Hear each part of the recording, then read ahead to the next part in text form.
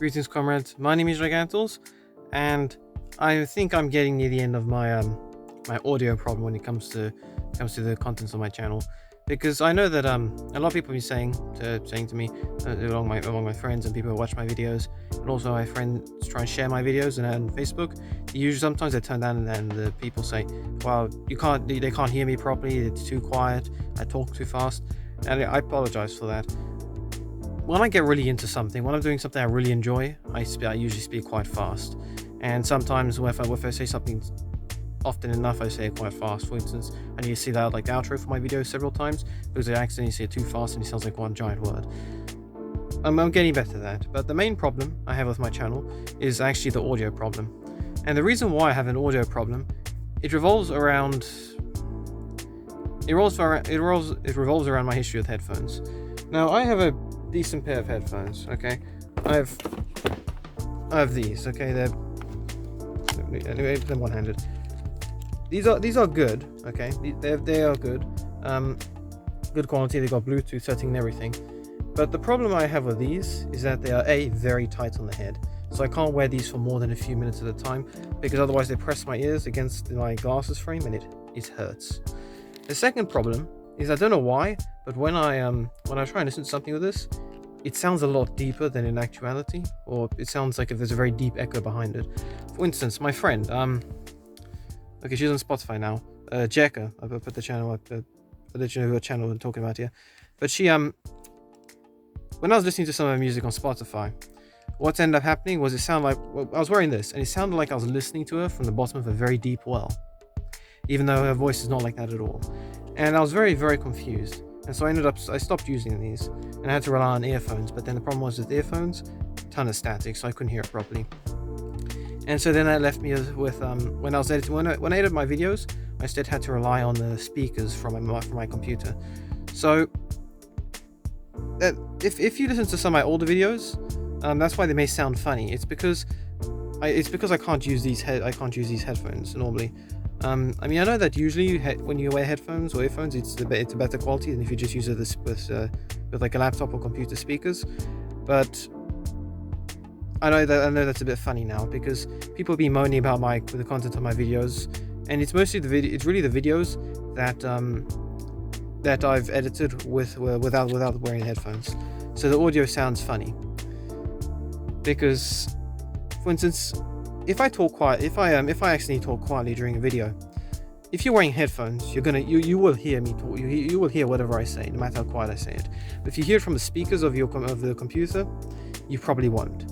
And so that resulted in me trying to take all the quiet parts of my video and add like the 12 decibels to them, whilst lower the volume of other parts of my video, and it basically made my video sound all over the place. And that's quite problematic. As I said, people be moaning about not hearing me properly. Well, I might have solved that now for two reasons. Okay, so firstly, okay, this is a bit tangled actually. Okay, firstly, I record videos with my I record them with my camera, okay, with my phone, the thing I'm holding right now, and that means also I have to rely on my camera, on my phone's microphone, which is right here. Yeah, you're probably hearing something funny coming right now, possibly. Okay, anyway. The first thing I did was after one of these complaints, my friend went and bought me a new microphone. So I've got this, okay. Apparently this is decent quality, so I've got that. I started using it for a few of my videos, and it does seem to be a lot better at managing my voice, which is good. The second step I did when it comes to actually editing the content is I'm using a pair of headphones that Captain has. Okay, my friend Captain. Ignore the cord. This is my cord. And you may say, wait, what, are those broken? The answer is yes. And I'm actually the one who broke them by accident. You see, I was using these headphones a little while back. Captain was trying to show me something, and so I think these headphones were maybe a little less tighter than these ones. But whenever I put these headphones on, because of how stiff they were, I had to pry them apart like that. Okay, I had to pry them apart like that. Okay, to put them over my head and to take them off. And so when I put these ones on, he would just normally slip them on and off because he had shorter hair and it was easier for him. Me, when I put these on, I ended up splitting them apart too far and it snapped, and he ended up duct taping it together. I apologize for that, Captain, I really do. But he let me borrow these yesterday to see if they worked, and they actually did, which is pretty decent. I'm glad for that. So yeah, I'm gonna be trying to use these headphones, and hopefully the audio for my content will be a lot better managed in the editing, and hopefully with this microphone here, my recording, the recordings of the audio I make will be a lot better than they are now. Okay, so I'm getting around to fixing the audio problem hopefully once and for all. I know about the situation in Afghanistan. It's a truly, truly horrible situation there. You know, I've been doing what everyone else has been doing. I've been following it on the news and the social media sites and everything. But it's quite something, because the situation in Afghanistan, like 9/11 and stuff, I was quite young when that happened. I mean, I was way too young to remember it, but it's definitely something to know that there's been a war that's been going on there. But you know, technically against the Taliban, there's a war that's been going on there for almost as long as I've been alive, and it's quite heartbreaking to see some of those videos out there and the reports coming out, people begging for help, all the crime and stuff that's been going on there. I mean, I don't think it was really a surprise to anyone what was going to happen there the moment the Americans turned tail and fled. Not that I'm blaming not that I'm blaming all Americans, just the people in charge who said, just get out there as fast as you can without any sort of plan to prepare for that. But it's definitely painful to hear that. And I know that you've probably seen it now, the videos of the people who were on the plane and they're flying overhead, and the plane and several people fell off the plane. Apparently one of those people was a child.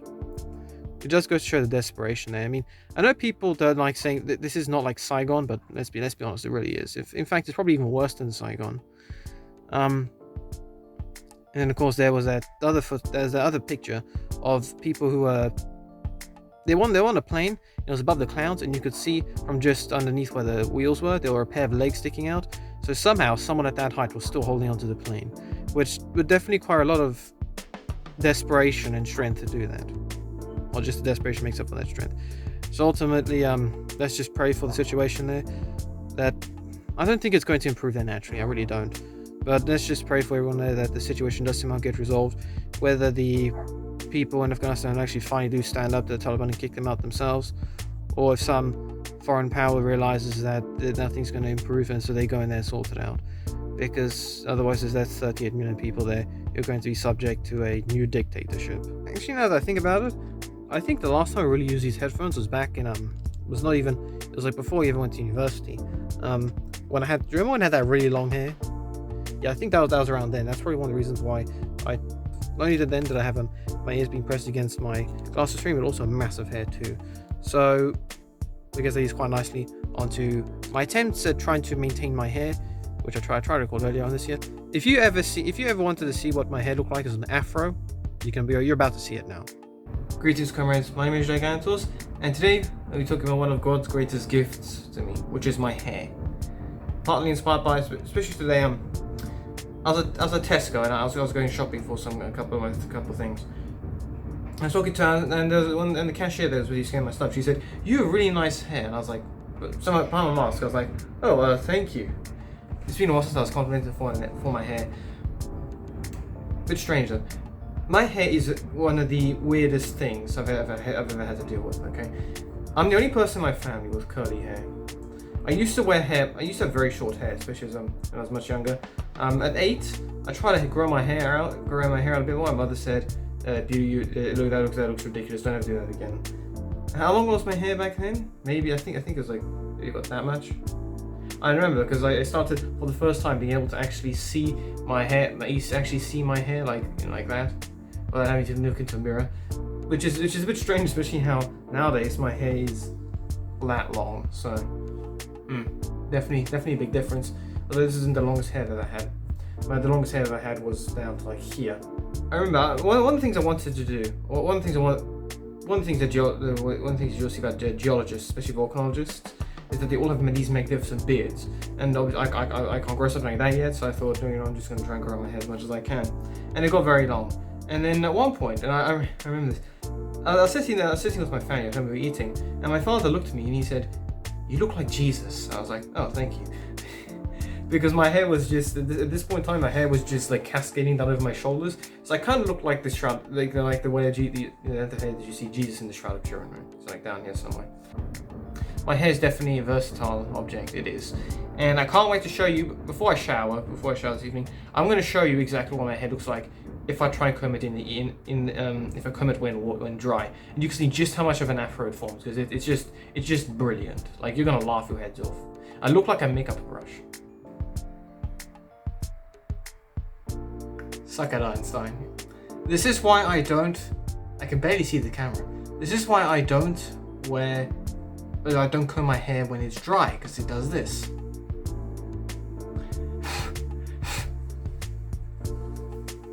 I told you, I look like I'm a lion's mane now, and I look like a makeup brush. When you do something like this, you then start overheating very quickly, because you've literally got, okay, you know how they say, okay, you know, you have hair in arms and stuff, because, you know, when it stands up straight when you're cold, it's meant to help trap a layer of air all my skin. Okay, imagine something like that, but this time with hair like this. You overheat with this thing. Oh, got little wings. Clearly, water makes a massive difference when it comes to the size of the hair. A lot of space between my hair is just basically air. That's why it looks so big usually. Like this right now, so after I've washed and everything, it's effectively a blank canvas. What will happen over the next few hours is the water evaporates and the air replaces it. The hair will start growing in size again, and I've got to be careful what I do after this, because if I comb my hair after this, because normally like this, I just leave my hair like this, and I'll go to bed, and I'll wake up, and my hair's all ready for tomorrow, pretty much. If I comb it after this, my hair changes again, and it forms really funny shapes. And so here's the mane, which with most of it. I mean, like, I told you before, my hair gets curly when it's wet. Okay, so my hair, it looks a lot shorter than it actually is right now, because it's all contracted slightly.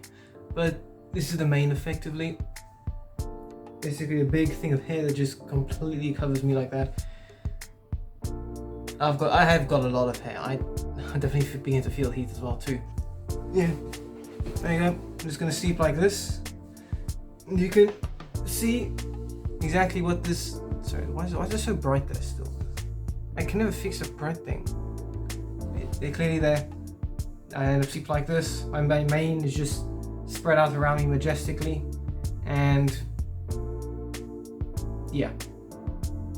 It's a long process to look after this hair, it really is, but it's worth it. It definitely is worth it. Hopefully, it'll look decent tomorrow. Yeah, clearly my hair looks a lot better now than it does in those videos. Okay, it was my hair. I don't know how my hair even works. Okay, I don't know how my hair is so curly. I'm the only person in my hair, but I'm the only person in my family with curly hair. But this is definitely a gift and a curse. As anyone out there with long hair knows, it takes an age to wash your hair, and to keep this in check when it's long requires a lot of effort. But in the end, it does go to show that I do care about my hair, that I look after it that well, even if I can't for some reason straighten it. Do any of you guys do any of you out there have any tips on how to keep your hair straight? Because the last thing I want to do is use gel, because I probably have to use a whole tub of gel, and that'll probably make my hair look like one massive sheet, and that would look very strange. Yeah, that's it for this video. So yeah, I'm just gonna try and hopefully use my new microphone and my borrowed headphones to try and continue making content and stuff for my channel. Hopefully the audio situation improves, and let's continue to pray for the situation in Afghanistan. So God bless you all. See you next video, comrades. Until then.